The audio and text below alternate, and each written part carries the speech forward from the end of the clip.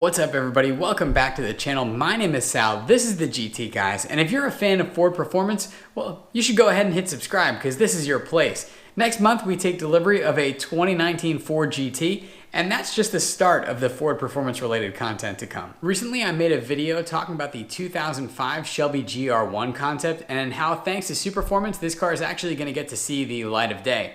You guys really were interested in hearing about the Shelby GR-1, and I got a whole lot of messages asking for more information. So today I'm going to give you all the latest information regarding the Shelby GR-1 concept.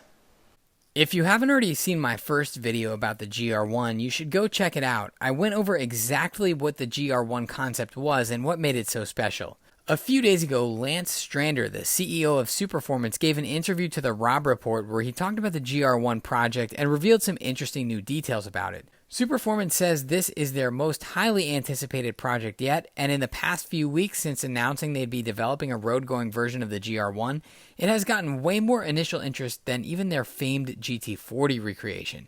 Superformance was also able to share some interesting new information with us regarding the powertrain and the availability of the car. So first, let's talk about its power and then the availability. As you know from my previous video, the GR1 concept was powered by a prototype Ford 10-cylinder engine, but the production GR1 won't get a V10. As cool as it would be to have a production GR1 with a V10, from a practical perspective, it just doesn't make any sense. Ford doesn't have a V10 to supply Superformance with, and development of a new V10 would add unnecessary cost to the project, which in the end would just get transferred to the consumer. Not only that, but development of a new V10 would take time and delay the project. So instead of a V10, the GR1 will feature the same 5.2-liter Predator engine straight from the new GT500, which should be good for at least 750 horsepower, if not more. The 5.2-liter engine will be mated to either the 7-speed dual-clutch transmission from the GT500 or an optional manual transmission.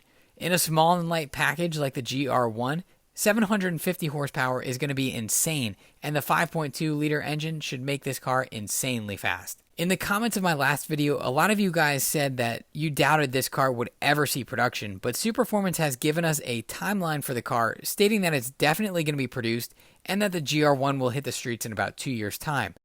Ford has already even shipped Superformance the GR1 concept car so they can get to work deconstructing it and reconstructing a production version. Now, production has been delayed right now due to the government shutdown as Superformance needs to get approval from the National Highway Traffic Safety Administration to produce the car under the Low Car Volume Manufacturers Act. This act allows low-volume car manufacturers like Superformance to build cars and distribute them without going through the same regulatory steps as a larger car manufacturer would have to.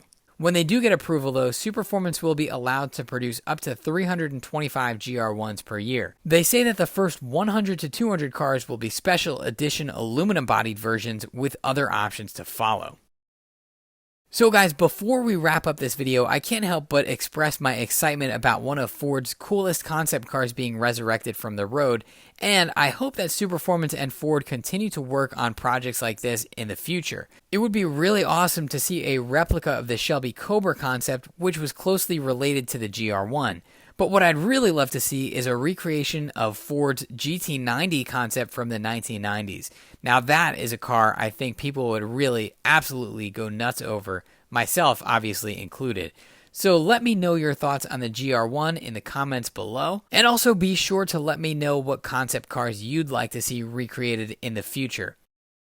So thanks for watching. As always, be sure to like the video, share it, and subscribe, and I'll see you guys next time.